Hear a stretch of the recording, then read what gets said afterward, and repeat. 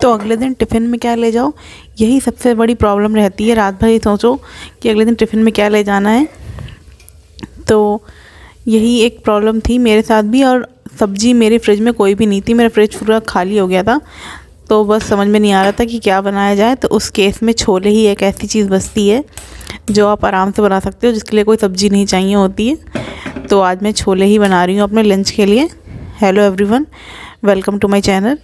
तो आज मेरे टिफ़िन में बना रही हूँ मैं छोले, और साथ में नाश्ते में बनाऊँगी मैं अपने ये पराठे बनाऊँगी। और आगे क्या बनेगा आगे देखते चलिए। तो मैंने छोले उबालने के लिए रख दिए थे और आटा लगा रही हूँ मैं पराठे बनाने के लिए। और सुबह सुबह अब जो है ना, ठंड हल्की हल्की शुरू हो गई है, तो खिड़कियाँ भी खोलो ना तो बहुत ठंडी ठंडी हवा आती है। लेकिन खिड़कियाँ खोलना भी ज़रूरी होता है, क्योंकि ताज़गी जो सुबह की रोशनी है और ताज़गी यूएवी लेना हमारे लिए बहुत ज़रूरी है। तो जो किचन में थोड़ी जो काम करते वक्त ना गर्माहट आ जाती है ना गैस से, तो उसी से थोड़ा मन अच्छा सा हो जाता है कि हाँ थोड़ा वो लगा रहता है कि हाँ थोड़ा ठंड से थोड़ा बचाव हो रहा है। तो मैंने चावल यहाँ धोने के लिए रख दिए, और 3 बार मैंने आराम से चावलों को अच्छे से वॉश कर लेती हूँ। थोड़ा भिगो के रख देती हूँ, क्योंकि इससे बनाओ ना चावल थोड़े खिले खिले से बनते हैं। तो इस बीच मेरे छोले जो थे वो उबल गए थे। तो मैं प्याज था मेरे घर में आज, तो मैंने बस प्याज ही डाल रही हूँ। तो मैंने इसके लिए 2 मीडियम साइज़ के प्याज लिए हैं, और इनको मैं काट के मैंने इसमें मिक्सी जार में डाल दूँगी। तो अब धीरे धीरे ठंड जो है पीलीभीत में आ गई ना, तो थोड़ा जो हेल्थ थी ना वो भी थोड़ी ठीक नहीं थी, सर्दी जुकाम लिखा ही पड़ा था। तो इस वजह से भी काफ़ी समय से मैं कोई भी कुकिंग ब्लॉग नहीं बना पा रही थी। तो अब मैंने इस प्याज में 2 लौंग डाली और 4 काली मिर्च डाली है। तो मैं इसको उसके साथ में ही पीस देती हूँ, और इसमें थोड़ा सा हल्का सा पानी डालूँगी, ताकि अच्छे से सब जो हमारा प्याज और बाकी ये खड़े मसाले हैं अच्छे से पिस जाएँ। तो मैं अभी वॉइस ओवर कर रही हूँ, तो आपको मेरी आवाज़ भी थोड़ी भारी लग रही होगी, तो वो दरअसल ज़ुकाम की वजह से ही है। तो बीच बीच में थोड़ी सी आवाज़ मेरी फ्लम्बल कर रही है। तो बस ये ज़ुकाम की वजह से नाक वगैरह सब बंद है, इसलिए थोड़ा अजीब सा साउंड कर रहा होगा। और फिर छोले मेरे उबल गए थे, तो मैं इसी कुकर में अब मैं थोड़ा सा तेल डाल के जीरा, राई और तेज़ पत्ता जो है वो मैं डाल दूँगी। और ये तेज़ पत्ता आप बड़े बड़े लीव्स देख रहे हो, तो ये मेरे टेरेस गार्डन के ही हैं। टेरेस गार्डन में मेरे तेज़ पत्ता रखा हुआ है, तो मैं उनको तोड़ के सुखा लेते हैं हम लोग। और घर में मुझे मतलब अपने टेरेस गार्डन में मुझे ऐसी चीज़ें लगाना बहुत पसंद है जिनका थोड़ा सा हम इस्तेमाल में आ जाती हैं। तो करी पत्ता हो गया, तेज़ पत्ता हो गया और नींबू हो गया, तो ये सब चीज़ें हम लोग लगाते हैं। ताकि धनिया हो गई, तो अब इस टाइम मैंने अपनी पालक मेथी भी लगाई हुई है, तो वो हो जाएगी तो आपको दिखाऊंगी टेरेस गार्डन में। तो ये सब चीज़ें लगाते रहते हैं, तो ये काम भी आ जाती हैं हम लोगों के, और थोड़ी गार्डन में भी हरियाली रहती है।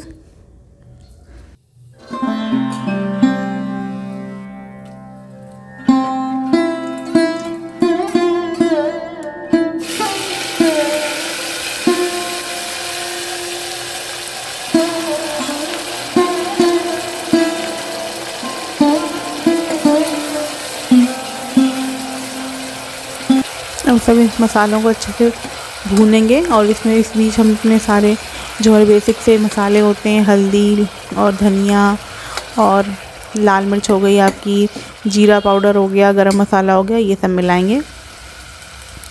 तो हल्दी मैंने लगभग आधा चम्मच के करीब मैंने हल्दी डाली है छोटे चम्मच में, और 1 बड़ा चम्मच मैंने धनिया पाउडर डाला है, आधा छोटा चम्मच मैंने डाला है जीरा पाउडर, और आधा छोटा चम्मच ही मैंने गरम मसाला डाला है इसमें। और मैंने मिर्चियाँ कश्मीरी लाल मिर्च यूज़ करी है, क्योंकि इससे रंग अच्छा सा आ जाता है और तीखी भी नहीं होती है। और अब जब से ठंड शुरू हुई है ना, सुबह सुबह उठने के लिए भी एक अलग से एक मोटिवेशन चाहिए होता है। सुबह सुबह तो मतलब रज़ाई छोड़ने का मन ही नहीं करता है, मन करता है थोड़ी देर और सो लो।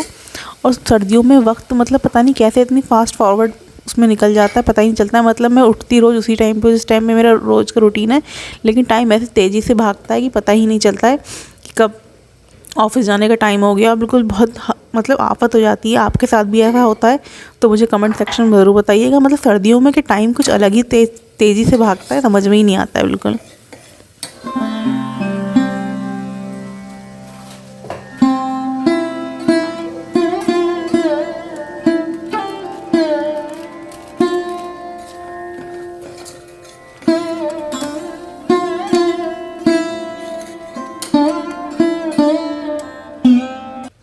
और उत्तराखंड के पास होने की वजह से पीलीभीत में भी ठंड काफ़ी ज़्यादा पड़ती है। मतलब अलग सी, मतलब ठंडी ठंडी हवा चलती है, जैसे पहाड़ों में नहीं चलती है, बर्फीली सी हवा होती है, वैसी ही हवा में ठंडक रहती है। और आजकल यहाँ तो 5 बजे ही बिल्कुल अंधेरा हो जाता है शाम को, तो अब दिन छोटे हो गए हैं। तो सर्दियों में दिन का मतलब पूरा दिन जो होता है पता ही नहीं चलता है कहाँ जाता है। तो सब कुछ एक तो मतलब टाइम का तो मुझे सबसे ज़्यादा तो मुझे टाइम का रहता है कि सर्दियों में टाइम बहुत तेज़ी से भागता है, और सुबह से जो समय होता है ना उसी की सबसे ज़्यादा ज़रूरत होती है हमें कि मतलब भागा दौड़ी ना रहे, सब आराम से हो जाए। तो हम लोग जो वर्किंग मॉम्स होती हैं इन लोगों के सबसे बड़ा ये टास्क होता है कि सब कुछ टाइम पे सब काम निपटा लो। और सुबह तो हम लोग अपना टिफ़िन भी उसी हिसाब से ही सोचते हैं कि जिसमें टाइम भी कम लगे और अच्छा सा ही बन जाए, तो हम लोग उसी में जुगाड़ में लगे रहते हैं। तो मुझे लगता है ये सबकी ही एक बहुत बड़ा सा एक सवाल होता है कि अगले दिन क्या बनाया जाए टिफ़िन में। और छोले को मैं उबालने के लिए इसमें सोडा नहीं डालती हूँ, बहुत से लोग सोडा भी डालते हैं, लेकिन ना उससे ना स्वाद में थोड़ा खारापन सा आ जाता है। और मुझे लगता है भाई घर का जो खाना है ना वो तो अपने सीधे साधे तरीके से ही बनाना ज़्यादा सही है, कि क्यों मतलब बेकार में सोडा डालो, वो भी तो एक तरह से केमिकल ही होता है। तो जितना हो सके मतलब मुझे लगता है कि सिंपल तरीके से बनाना है हमें, मतलब किसी की बाहर से वाहवाही तो चाहिए नहीं, क्योंकि खाना हम लोग को अपने आप ही इवेंचुअली खाना है। तो ये सोडा और ये सब मैं इसलिए नहीं डालती हूँ क्योंकि भले ही 1-2 सीटी आप ज़्यादा लगा दो, लेकिन मुझे लगता है कि सोडा नहीं डालना चाहिए, मतलब क्योंकि एक तो खारापन तो आता ही है टेस्ट में, ऊपर से एक तरह से वो केमिकल ही तो है, इसलिए मुझे तो सही नहीं लगता है। बहुत से लोग डालते हैं कि मतलब 1-2 सीटी में बन जाएगा छोले, लेकिन मुझे नहीं, एक तो स्वाद मुझे अच्छा नहीं लगता है सोडे का, तो ये भी एक रीज़न है कि मैं सोडा नहीं डालती हूँ। ऊपर से मैंने अपने एक ये थोड़ा सा अपना स्पाइस मिक्स है मेरा, वो डाला है। और अब इसको आप पानी मैंने अपने हिसाब से रख लिया है जैसा मुझे चाहिए होता है, क्योंकि सब्ज़ी जब थोड़ी गर्म होती है ना तो वैसे भी थोड़ी गाढ़ी हो जाती है।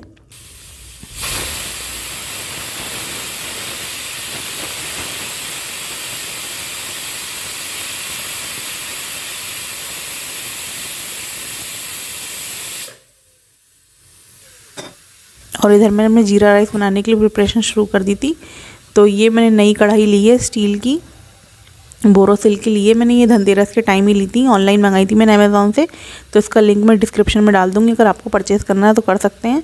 तो इसका सैस बॉटम है, वो ट्राई प्ले जिसे कहते हैं, तो वही है ये। और स्टील के बर्तन तो वैसे भी सही होते हैं। और अभी मैंने अपनी काम वाली आंटी के हाथ नहीं लगने दिए, क्योंकि जिस दिन उनके हाथ लग जाएगी तो उस दिन ये फना हो जाएगी। तो क्योंकि वो तो बिल्कुल इसको अच्छे से ही कहेंगी लाओ मैं तो चमका दूँ, तो इसे गायब ही कर देंगी। तो मुझे नए बर्तन जो होते हैं वो आंटी के रहमो करम से बचा के रखती हूँ, क्योंकि फिर तो उनको फना होना उनका बिल्कुल क्या कहते नहीं है पॉसिबल ही हो जाता है। तो बस मैंने इसमें जीरे में ये थोड़ा सा रिफाइंड लिया था, तो उसमें मैंने जीरा डाला। जीरा चटक जाने के बाद मैंने इसमें चावल डाल दिए हैं और पानी डालना है। पानी आपका हिसाब ये रहता है, अगर 1 कप आप चावल ले रहे हैं तो 1.5 कप आपको पानी लेना है, और उसमें थोड़ा सा नमक डाल के इसे ढक के पका देंगे। अगर आप चावल को भिगोगे ना तो ये ना बहुत खिले खिले से बनेंगे, वरना बहुत ज़्यादा ये स्टिकी हो जाते हैं अगर आप डायरेक्ट इन्हें डालोगे।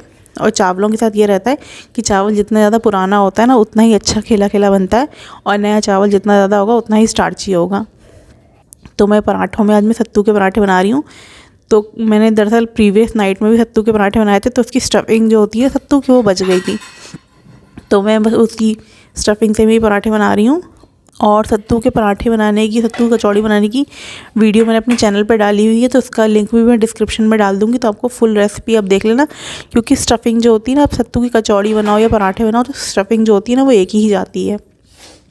लोग इसमें वैसे मतलब प्याज भी डालते हैं, लहसुन अदरक ये भी डालते हैं, लेकिन मुझे इसका स्वाद अच्छा नहीं लगता है इसलिए मैं नहीं डालती हूँ। आप डालना चाहो तो स्टफिंग में आप मिला सकते हो, उसी में बारीक काट के हरी मिर्च प्याज अदरक लहसुन ये सब डालना चाहो तो वो भी डाल सकते हो। मुझे सत्तू के पराठे इसलिए अच्छे लगते हैं क्योंकि ये लिट्टी वाली फीलिंग दे देते हैं, क्योंकि इनका खाने में स्वाद लिट्टी जैसा ही लगता है। और सर्दियों में लिट्टी चोखा खाने का तो एक अपना ही आनंद होता है। और आप खिड़की से मेरे देख रहे हो कितनी अच्छी सुंदर सी धूप निकली हुई है। तो सर्दियों की यही खासियत होती है, सुबह सुबह की धूप इतनी अच्छी लगती है सर्दियों में। लेकिन बस वही वक्त होता है ना कि हम लोगों के पास वक्त ही नहीं होता है कि ये सब छोटी छोटी जो खुशियाँ हैं ना इनको बटोरने का वक्त जो होता है ना हम लोगों के पास नहीं होता है। तो बस ये हम लोग दूर से ही दे सकते हैं, क्योंकि लौट के आओ तब तक तो अंधेरा ही हो जाता है, और ये धूप वगैरह तो हम लोग को छुट्टियों वाले दिन ही नसीब होती है। और मैंने फिर अपने झटपट सारे पराठे बना लिए। और ये सत्तू के पराठे ना थोड़े मोटे साइड में बनाने चाहिए, क्योंकि अब ज़्यादा पतला करोगे ना इन्हें तो इनकी स्टफिंग जो होती है निकलने लगती है।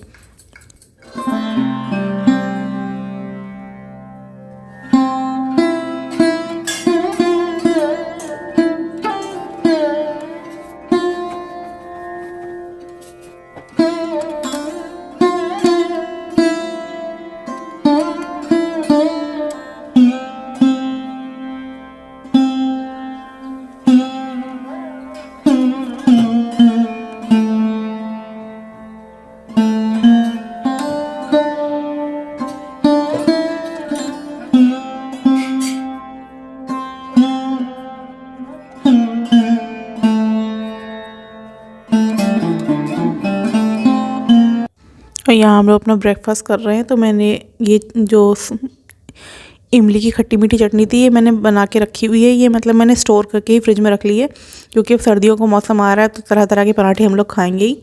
तो सॉस से अच्छा अल्टरनेटिव तो मुझे लगता है कि ये इमली की चटनी बना के अब रख लो, वो काफ़ी टाइम अच्छे से आराम से चल जाती है। तो बस हम लोग नाश्ता कर रहे हैं और मैं अपना टिफ़िन लगा रही हूँ। तो मैंने जैसा बताया था कि छोले जो होते हैं ना, गर्म होने के थोड़े पहले से गाढ़े हो जाते हैं, तो वो अच्छे से गाढ़े हो गए हैं। और मैंने थोड़ा सा मैंने बूंदी का रायता भी बनाया था, तो बस मैं ये भी ले रही हूँ।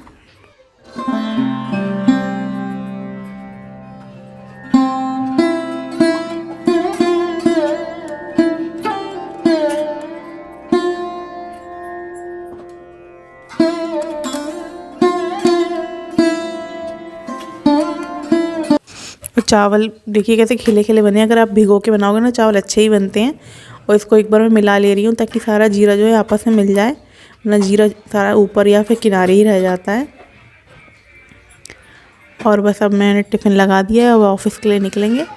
तो अगर आपको ऐसे मेरे छोटे छोटे कुकिंग ब्लॉग अच्छे लगते हैं तो मैं कमेंट सेक्शन में ज़रूर बताइएगा। तो मैं आपको अपनी टिफ़िन रेसिपीज़ आपके साथ शेयर करती रहूँगी। तो मिलते हैं नए कुकिंग ब्लॉग में, नई फूड रेसिपी के साथ, नई ईज़ी टिफ़िन रेसिपी के साथ।